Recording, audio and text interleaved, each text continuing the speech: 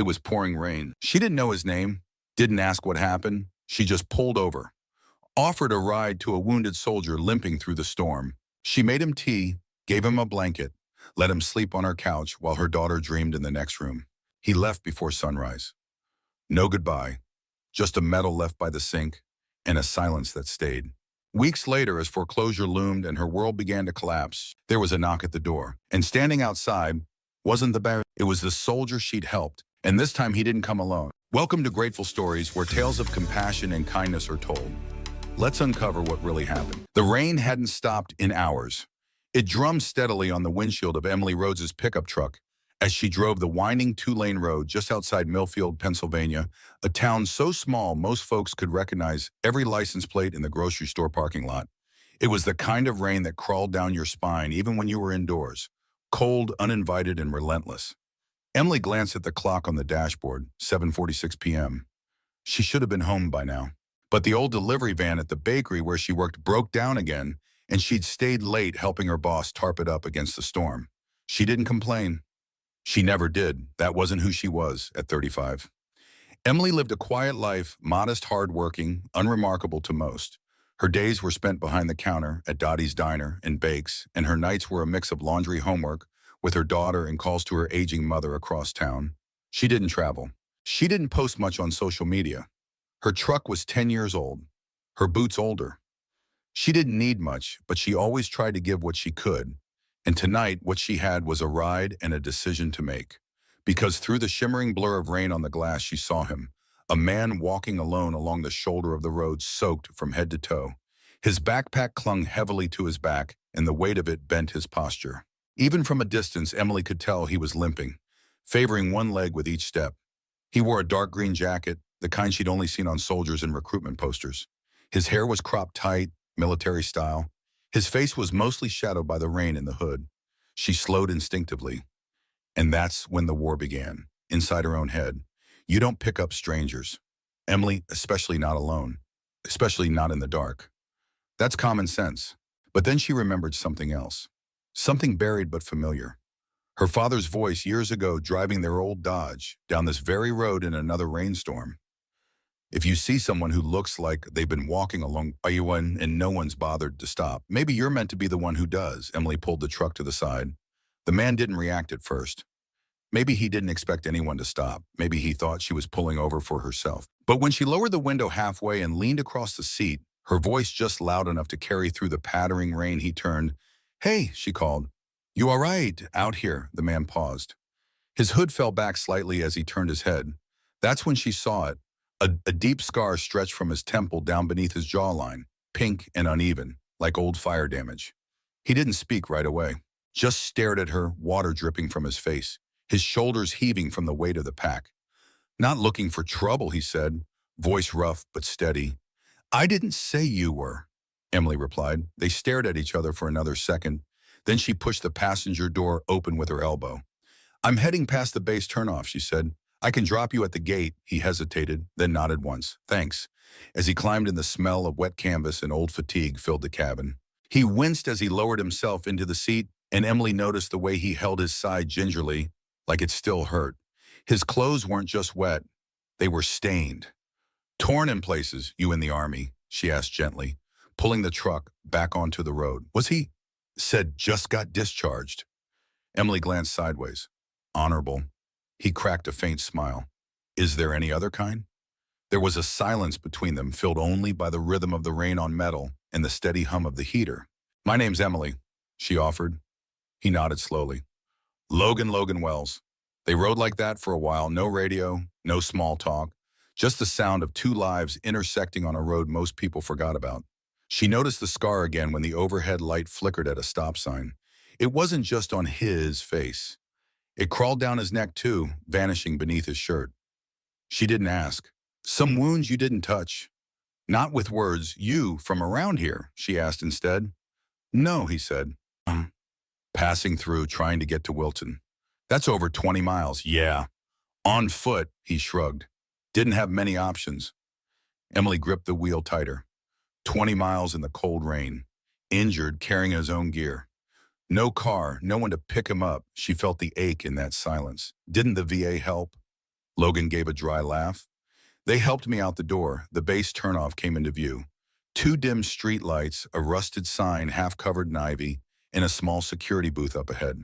I can let you out here, Emily said, slowing the truck, but Logan didn't move. He looked ahead at the empty gate, then down at his scarred hands resting in his lap. I don't have ID right now, he muttered. Lost my wallet when I got discharged. They said the temporary docs would come by mail. Emily blinked. You mean they let you walk out of a military hospital with no transport and no ID? He gave her a tired look. I didn't say it was a good system. She sighed, pulling off to the side. He reached for the door handle, but before he could open it, she said something she hadn't planned to say at all. Do you have somewhere to go tonight? Logan looked back at her. The same guarded look. Not fear, just wariness. Like a man who had learned the hard way not to expect anything from anyone. I'll find somewhere, he said. Emily shook her head. That's not what I asked, 10 minutes later. Logan Wells sat at the small kitchen table in Emily's trailer, still dripping from the rain. Mia, her daughter, had peeked around the hallway corner, once clutching a stuffed bear, before Emily gently ushered her back to bed. She wasn't reckless. She didn't leave her child with strangers, but something about Logan's presence didn't raise alarm bells. He looked broken, not dangerous. Tired in the way only people who had seen too much too young ever looked. Emily handed him a towel and a warm mug of tea. You don't owe me anything, she said. He nodded. But before she turned away, he reached into his soaked backpack and pulled out something wrapped in cloth. Slowly, with shaking fingers, he unfolded it. It was a medal. Worn, but intact, bronze with a blue and white ribbon. Purple Heart, Emily said nothing. She just stared at it, then looked at him. For Afghanistan, she asked. Logan nodded. Third tour. You kept it wrapped like that. I didn't want to lose it. Emily didn't respond. She just reached across the table and carefully folded the cloth back over the medal, then slid it toward him. That night, Logan slept on the couch. She gave him extra blankets and left a note on the coffee table with the Wi-Fi password and where the coffee was. She didn't ask questions. Not yet. And in the early morning, before the sun had even lifted the fog off the cornfields, Logan was gone. No note, no goodbye. Just the folded towel left neatly on the cushion and a Purple Heart medal placed quietly beside the sink. Emily stood there staring at it, one hand on the counter, one hand covering her mouth. She didn't understand it then, but something had begun. A spark, a chain reaction, and in time that quiet act on a rainy night would circle back in a way no one, least of all Emily, could have predicted. It had been 12 days since Logan Wells left. The towel was still folded on the couch cushion where he'd slept. The Purple Heart, clean, polished, and impossibly heavy for its size, remained tucked in Emily's kitchen drawer next to a few pens, spare keys, and a rubber band ball. Her daughter Mia had made in first grade. Emily hadn't told anyone, not her coworkers at the diner, not her mother, who would have asked far too many questions. Not even her best friend Nora, who'd probably ask why on earth she let a scarred, limping stranger into her home at night. Because the truth was, Emily didn't know how to explain it. It wasn't logic. It wasn't instinct. It wasn't even charity. It was something quieter, deeper, like answering a call she hadn't even known she was listening for. And now, in the quiet hours before dawn, her daughter asleep, the heater clicking softly, the moonlight casting long shadows across the old linoleum. Emily felt it. The storm hadn't passed. It had just moved inward. 2 days later, the letter arrived. She found it tucked awkwardly in her mailbox, half soaked from the morning rain. No return address, no postage stamp. Inside was a single line written in blocky, uneven handwriting. You reminded me I still mattered. I'll find a way to repay that ELW. That was it. No apology, no explanation, no forwarding address. Emily stared at the words until they blurred. Then she folded the paper in half, placed it inside the same drawer as the medal, and closed it softly like someone laying flowers at a grave. But while Logan had disappeared, real life hadn't. The notice came later that week, a thick envelope from the local credit union. Emily didn't have to open it to know what it was. The foreclosure process had officially begun. Her father's house, the one she grew up in, the one she'd inherited with more repairs than walls, was now marked delinquent. A string of missed mortgage payments, rising interest, and ignored letters had finally caught up with her. She'd done everything she could. The bakery paid minimum wage and not a penny more. Her side hustle selling baked goods at the farmer's market barely covered groceries. She'd sold the jewelry her mother left her. She canceled the internet 3 times only to reconnect it when Mia's school required Zoom sessions. She had cut corners on everything but one thing her daughter Mia deserved. The light kept on. The heater running, the walls to stay standing. Emily bit her lip and reread the second page. 30 days, that's what they gave her. 30 days until the place that held her life would be boxed, boarded, and auctioned to the highest bidder. At work, she kept smiling. She poured coffee, stacked pie slices into takeout boxes, and wiped down cracked booths at closing time. No one noticed anything different because Emily had always been the same quiet, reliable kind. But kindness doesn't stop foreclosure. Kindness doesn't pay back loans. Kindness doesn't explain to an 8-year-old why the room with the unicorn wallpaper might not be hers next month. One night as she closed up Dottie's, Nora caught her wiping down the counter for the 3rd time. Okay, her friend said. Spill it. Emily glanced up. What, you've been staring through people for a week. You forgot Mia's snack day, and today you served Officer Clay his coffee without cinnamon? I was distracted. No, Nora said, walking around the counter. You're drowning. Emily hesitated. Then, she told her, not everything but enough about the letter, the house, the math that didn't add up, the countdown. She couldn't stop. And when she finished, Nora didn't gasp, didn't lecture. She just leaned against the counter, crossed her arms and said, well, that sucks. Emily let out a surprised laugh, a weak, watery one, but real. Yeah, she whispered. It really does. The next morning, Emily dropped Mia off at school and drove past the town's old VFW hall.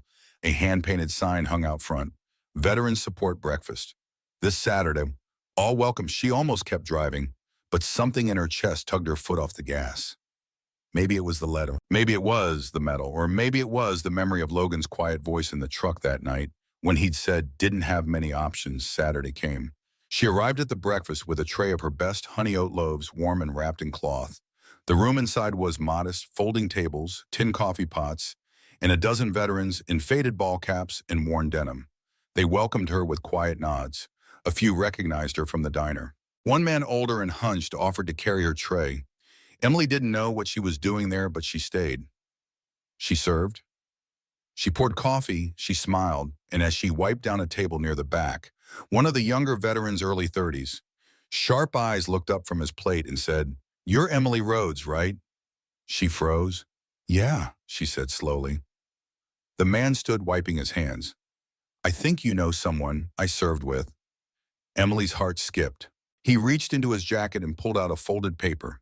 Not a letter, a photo in it. Logan Wells in full gear, desert fatigues, leaning on a crutch, grinning with half his face bandaged, surrounded by 5 other men in uniform. "He sent this a few weeks ago," the man said. Said he met someone in Pennsylvania. Said she reminded him of who he used to be. Emily stared at the photo. "I didn't know he had anyone left," she said quietly. The man shook his head. "Logan doesn't talk much. Not since the fire, but when he does, he means it." He handed her the photo. "Thank you for seeing him." Not many do. That night, Emily pinned the photo above her kitchen sink. It wasn't much, but somehow it felt like a tether, a thread tying her quiet corner of the world to something bigger, something worth holding on to. 3 weeks passed. The deadline loomed like a silent storm cloud, pressing closer with each sunrise. Emily tried calling the credit union. Tried extending, delaying, begging. She was met with polite sympathy and legal indifference. "Unless something changes dramatically." "Ms. Rhodes," the woman on the phone said, "there's not much more we can do." And then came the knock 7. 20 p.m. Emily had just finished setting the table, tomato soup and grilled cheese, the cheap stuff. But Mia loved it. She wiped her hands on a towel and opened the door. There, standing on her front porch, were 2 men in uniform. Not police, not local military. Behind them, 2 black SUVs idled at the curb. And standing between them, Tully Lane, familiar even in the dim porch light, was Logan Wells. This time in full dress uniform. No rain, no limp, no backpack. Just him, and a thin envelope held gently in his hand. For a moment, Emily didn't move. She just stood in the doorway, one hand still clutching the towel, the porch light casting a warm glow on the scarred face of the man she hadn't seen since that rainy night weeks ago. "Logan," she whispered, like saying it aloud might make it vanish. He offered a small nod. "Evening, Emily." Behind him, the 2 uniformed men remained silent. One wore the stripes of a master sergeant, the other a captain's insignia. Both stood with quiet posture and alert eyes. Not cold, just formal, respectful. Emily's heart raced, her throat tightened. She looked at the envelope in Logan's hand, then back to his face. What? What is this? Logan stepped forward slowly, carefully. No limp this time. Whatever injuries had haunted him that night, he'd either healed or learned to carry them better. It's long overdue, he said, placing the envelope in her palm. But it's only the beginning. Emily blinked. Beginning of what? He didn't answer right away. Instead, he turned to the two men behind him. Gentlemen? The captain stepped forward and extended his hand. Ms. Rhodes, I'm Captain Stephen Marks, United States Army. We're here on behalf of the Office of Veteran Community Engagement and the 5th Special Recon Unit. Emily just nodded numbly. Her legs felt suddenly weak. We'd like to speak with you, he continued gently. If now is a good time. Emily stepped aside almost on instinct. Mia, wide-eyed and barefoot in her pajamas, stood at the hallway entrance. Emily turned quickly. Sweetie, it's all right, just some visitors. The captain smiled and knelt down slightly. Hi there, I'm Stephen. Mia held her bear a little tighter. Are you real soldiers? We are, Logan said, kneeling to her level. But we're not here for a mission. We're here to say thank you to your mom. Mia blinked.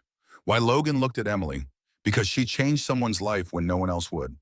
They sat around the small kitchen table, Emily, Logan, the captain, and the master sergeant, while Mia, after much reassurance, returned to her room with a promise of ice cream tomorrow. The envelope still rested unopened in front of her. Logan spoke first. Emily, the night you picked me up, I was in a bad place, worse than I let on. She nodded quietly. I could tell I'd just been discharged from a VA rehab facility in Harrisburg. Not because I was ready, but because they were full budget cuts, Emily winced. I had nowhere to go.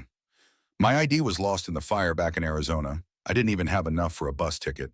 I was walking to Wilton because a buddy of mine used to live there. I didn't know if he still did. He paused. I wasn't just cold that night. I was done. Emily felt a chill ripple through her, despite the heater humming behind them. You didn't know this, Logan continued, but I had a bottle in that bag, unopened. My last one, I was going to find a place to disappear. Her throat tightened, Logan. But then you stopped, he said simply. You didn't ask what I'd done. You didn't flinch at the scars. You didn't treat me like a burden. You handed me a towel and let me feel like a human being for the first time in months. Emily's eyes burned. Logan turned to the others. I wrote my team that same night. Told them something rare happened to me, something decent. They passed it up the chain. Word spread, the captain stepped in.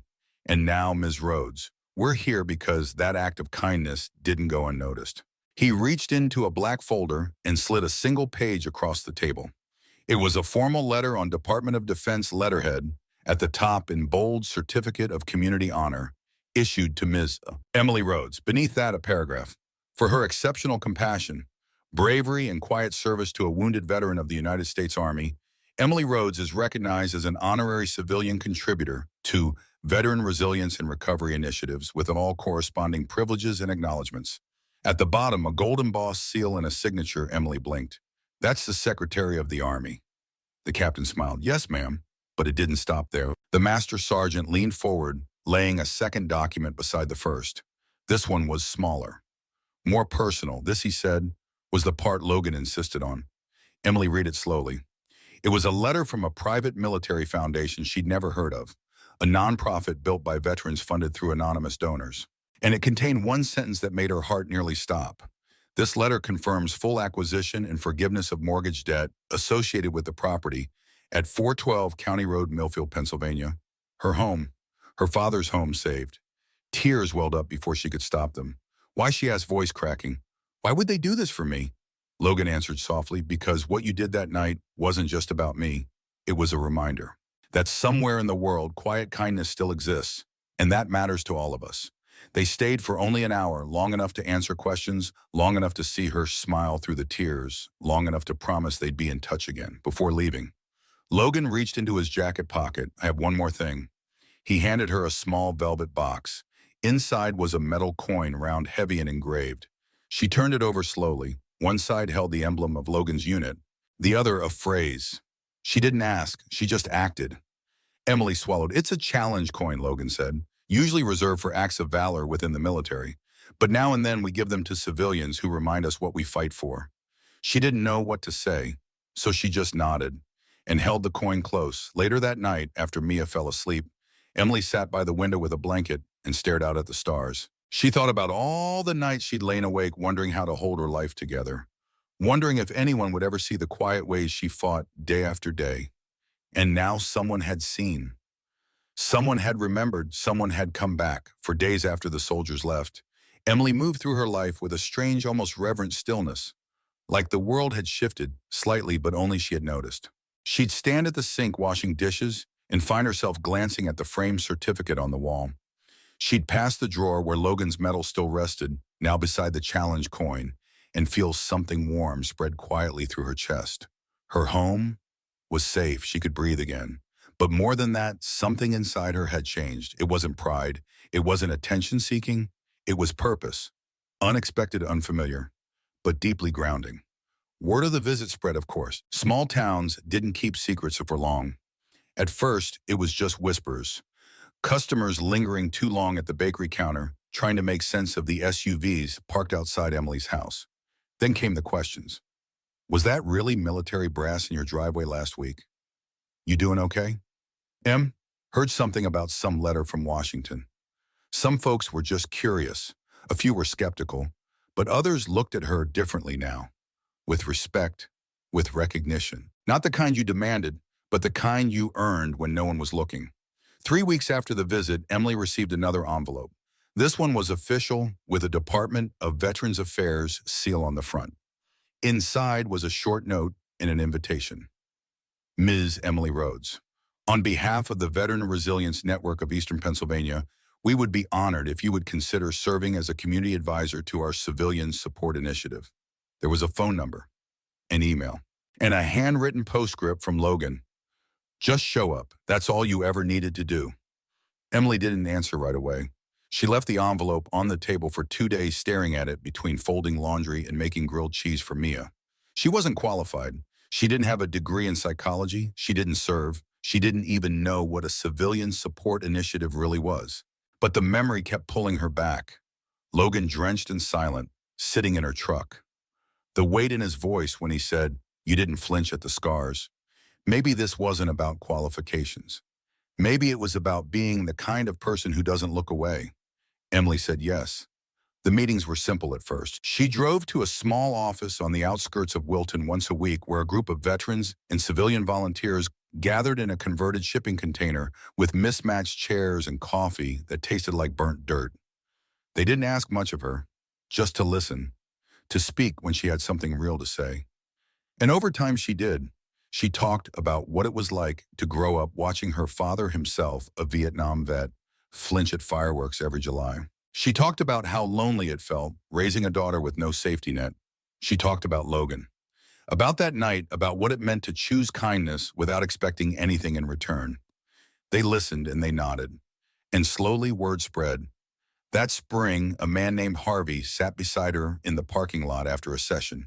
He was in his 60s, strong shoulders, sun-damaged, skin, a stiffness in his legs that hadn't come from age alone. You know, he said, lighting a cigarette with calloused hands, "I used to think civvies didn't get it." Emily glanced at him. "Some probably don't." Harvey nodded, "But you didn't need to get it to show up, you just did." He took a long drag, then flicked the ash away. "We need more people like that." Emily looked out across the gravel lot, sunlight bouncing off the metal roofs. She didn't feel brave. She didn't feel special. She just felt present, and maybe that was enough. Back in Millfield, life kept moving. Mia turned 9. The bakery gave Emily more hours and a key to open the store when Dottie couldn't make it. Nora brought over wine on Fridays and still teased her about being the local hero. But it was always with a smile now. Sometimes veterans stopped by. Men and women she'd never met, strangers from other towns asking for Emily by name. They didn't stay long. Some just wanted a coffee. Some left folded notes. Some just nodded and walked away. But every single one of them had that look in their eyes, the look Logan had, the one that said, "I didn't think anyone would notice." And every time she did, then came the storm. Not a literal one, though. April brought plenty of rain, but a sudden quiet unraveling that began with a voicemail. "Hey, Emily, this is Greg from County Services. I hate to bother you, but there's something odd in the property records I think you should see." Can you swing by when you get a chance? Emily felt her stomach turn. The office was dim and cluttered with file boxes. Greg, a county clerk with a forgettable face and too many pens in his shirt pocket, looked uneasy. I know the Army folks cleared your mortgage, he said, gesturing to a paper in front of him. But when we scanned the deed last week, something came up. Emily leaned in. There's a lien still attached to the land. From 20 years ago, before your father passed. Her heart sank. What kind of lien? A loan he took out after your mother died. It was buried. No one flagged it because the debt was sold to a private agency. He paused. They filed claim 3 days ago. Technically, they have legal right to the acreage behind your house, including your garden and shed. Emily felt like the air had been knocked from her lungs. But the mortgage was just the house, Greg said. Gently, the land is separate. She drove home in silence, hands white-knuckled on the wheel. Back to square one again. Her home was safe, but not her land. And without the land, it wouldn't feel like home for long. That night after Mia fell asleep, Emily sat on the porch and stared out over the dark silhouette of the fields. The same fields her father once tilled, with hands twice as tired as hers. The same shed where she'd buried years of worn tools, pickles in mason jars, and memories. She couldn't lose it. Not again. She took out her phone, scrolled through contacts, paused. Then typed, "Hi, Logan. I know you've already done more than I could ever ask, but something's come up." She hit send, then whispered into the night, "Please let kindness keep going." Logan called the next morning. He didn't ask for details, just listened. And then he said with the same quiet steadiness he had that first night, "I'll take care of it." 3 days later, a man in a charcoal gray suit stepped into the county office, briefcase and hand credentials in pocket. He didn't give a speech. He didn't threaten. He simply presented a document bearing a judge's seal and a federal stamp declaring that the lien was invalid. The loan had been fraudulently reactivated.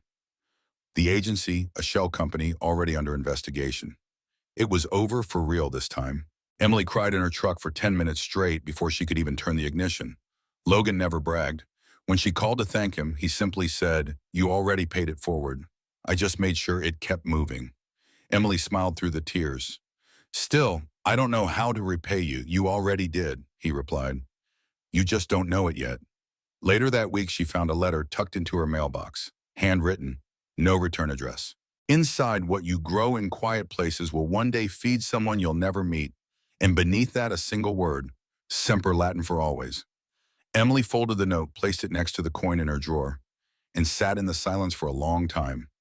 Not empty, not waiting, but full of everything that had taken root. By the time summer arrived, the lilacs had returned to the edge of Emily's yard. Their scent drifted through the open kitchen windows as bees hovered lazily over the garden she once feared would be taken from her. The land was hers now, truly hers, and it felt different. Everything did not flashy, not loud, but deeply, beautifully different. Emily stood barefoot in the soil. One early morning, a woven basket in hand, lifting fresh tomatoes from the vine. Dew sparkled on the leaves. Chickens clucked quietly near the coop. It was a small scene, one the world wouldn't think twice about.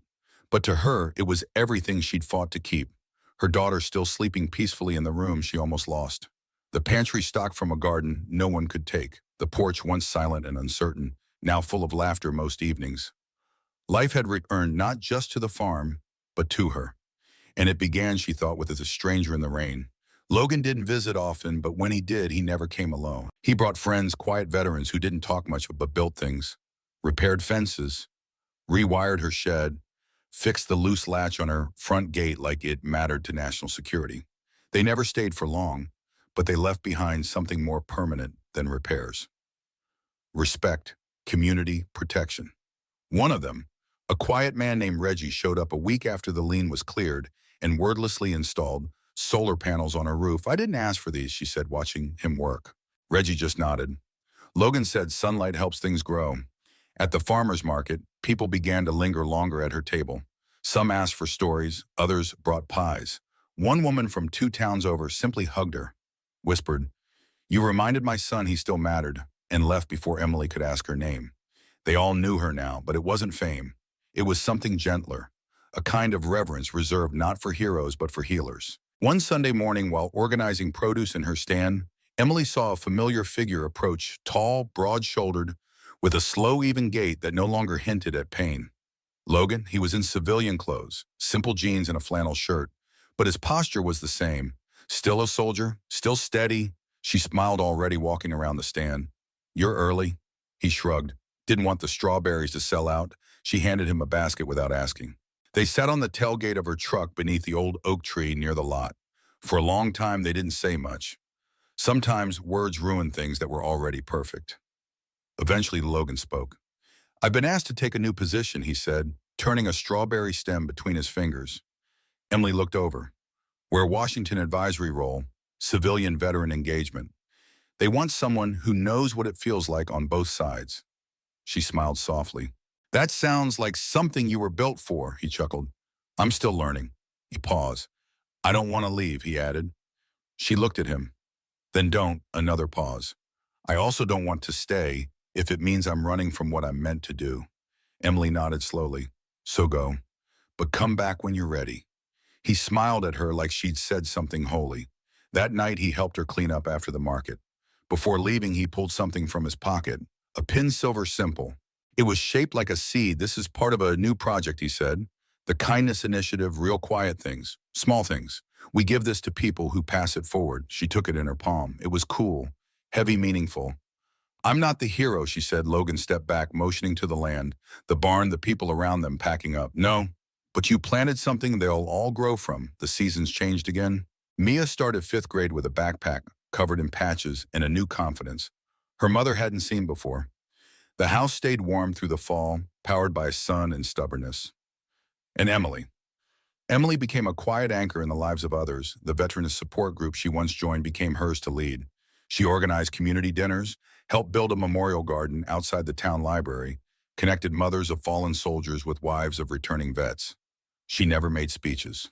But people listened when she spoke because she had earned their silence. First, one winter night just after the first snowfall, Emily was locking up the bakery when a car pulled into the lot. A man stepped out.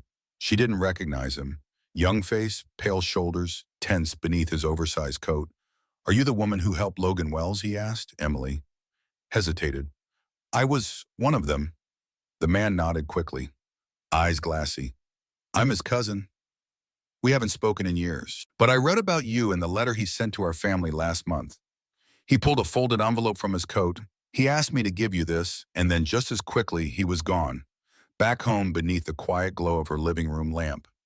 Emily opened the letter. It was short, written in Logan's blocky, familiar script. Emily, I always believed the battlefield defined us, that only in war did we learn who we were. But I was wrong. Kindness does the same thing. It reveals us, sharpens us, softens the places. War left ragged. You didn't just give me a ride. You gave me permission to live again. And through that, you gave something to everyone I've touched since the road you opened in me. I'll never stop walking. Thank you for seeing me when I was disappearing. Semper Logan. Emily closed the letter with trembling hands. She walked to the kitchen, opened the drawer.